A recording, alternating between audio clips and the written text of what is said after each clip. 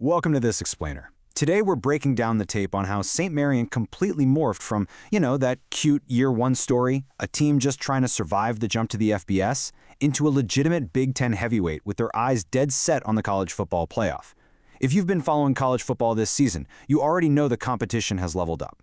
So we're going to look strictly at the numbers, the matchups, and this massive shift in their identity to tell the story of a team that has completely flipped the script from underdog to true contender.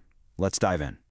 Going into year two, there was this massive question hanging over the program. Can St. Marian actually become a national problem? Well, at 7-2 and ranked number 16 in the country, the answer right now is a resounding yes. But listen, surviving the Big Ten is literally like playing a playoff game every single week. It's a total gauntlet. The Nomads aren't just your fun, feel-good underdog anymore. They've officially forced their way into the national championship conversation. So how exactly did they get here?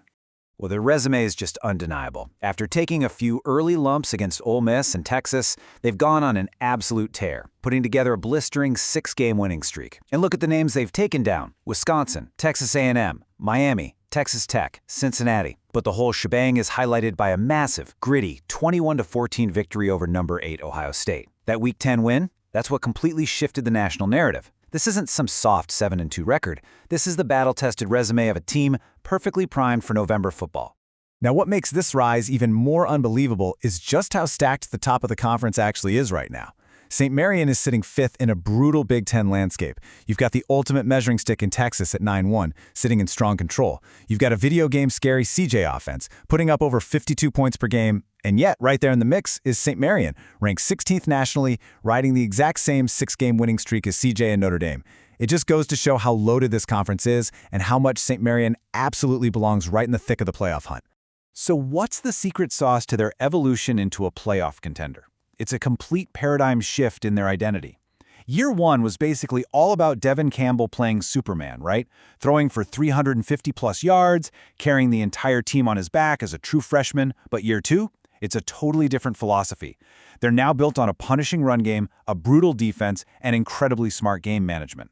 They literally don't need their quarterback to be the sole hero every single Saturday anymore. 0. That is the number of interceptions Devin Campbell threw in that monumental win against Ohio State. He didn't dominate the stat sheet. He threw for 156 yards and a couple of touchdowns, but he was highly efficient. He's evolved into a mature quarterback who knows how to protect the football. Sure, he had a few rough patches early in the season, but since that Texas loss, he's become controlled, poised, and exactly the kind of smart game manager this new contender identity demands. And the main reason all that pressure is off the passing game is because of a terrifying freshman two-headed monster in the backfield. Eric Perez is the absolute workhorse here.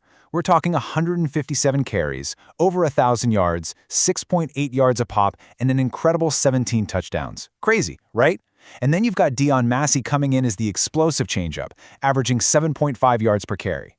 This duo gives St. Marian a foundational running game they simply didn't have last year. It makes them so incredibly hard to defend because they just grind down opposing defenses in true Big Ten fashion. The absolutely crucial point here is that Perez isn't just good for a freshman. He is having undeniable superstar moments. Take his performance against Wisconsin, for example. He racked up 173 rushing yards and dropped 5 total touchdowns in a single Big Ten game.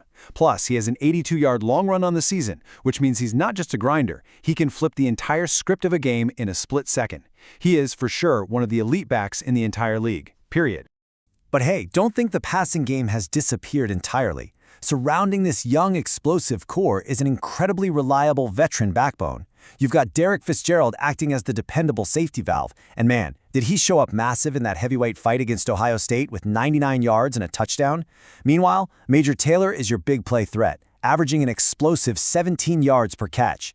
They aren't being asked to carry the offense anymore, but they are stabilizing it when it counts the most, giving the Nomads the exact balance they need for a real playoff push.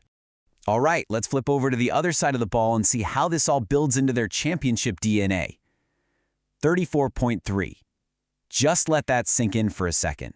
That jaw-dropping number is the rushing yards allowed per game by St. Marian. In the incredibly physical, run-heavy Big Ten, allowing only 34 yards on the ground is an absolutely insane stat. It effectively eliminates the opponent's ground game entirely. Teams simply cannot run on St. Marian, and that fundamentally changes the math of every single game they play. And you know what happens when you force teams into predictable passing situations? It unleashes this fast, mean defensive identity, spearheaded by an unbelievable trio of freshman linebackers who practically live in the offensive backfield. We're talking about Maka Chen with 12 tackles for loss, Danny Urbick with 9, and Corey Harris with 8. They aren't just making tackles downfield, right? They are actively creating negative plays. They are the fast, physical future of this Don Ritchie-led defense. Now, the hidden reason those young linebackers can just fly around the field completely unblocked, that would be transfer defensive tackle Kevin Wynn. He is an absolute menace in the trenches. Wynn has 10 tackles for loss of his own right from the interior line. He's in there clogging up the middle, destroying run plays, and just eating up double teams. He's really the unsung hero that allows guys like Chen, Urbick, and Harris to play so fast and free. Add to that the leadership found in their crucial defensive anchors, and you've got a really special unit. You have transferred defensive back Isaac Smith, who, by the way, already has 2 interceptions and won Big Ten Defensive Player of the Week, providing much-needed size and vital turnover ability in the secondary. And then, of course, you have veteran Kid Miller Jr. With 60 tackles and 6 sacks, he is the absolute emotional heart of this team. He's the bridge connecting that underdog Year 1 squad to this Year 2 evolution. Put it all together, and you have a defense built to win championships. Beating Ohio State proved that this team has officially evolved. The narrative has totally flipped. There's a quote floating around that really hits the nail on the head. People stopped saying St. Marian is ahead of schedule and started saying St. Marian might be dangerous right now. They aren't just happy to be here anymore, you guys. They are a physical powerhouse that is dictating the terms of engagement. Nobody, and I mean literally nobody, wants to see this team on their schedule in November. So, we end with the ultimate question. Will this nasty defensive blueprint and punishing run game be enough to actually push the Nomads into the college football playoff? They've shed the underdog label, transformed their identity, and proven they can go toe-to-toe with the big boys. But with the hardest stretch of the season looming in a massively loaded conference, will this gritty evolution actually culminate in a playoff berth, or will the Big Ten gauntlet finally catch up to them? Keep your eyes on the Nomads. Thanks for joining me on this explainer, and I'll catch you next time.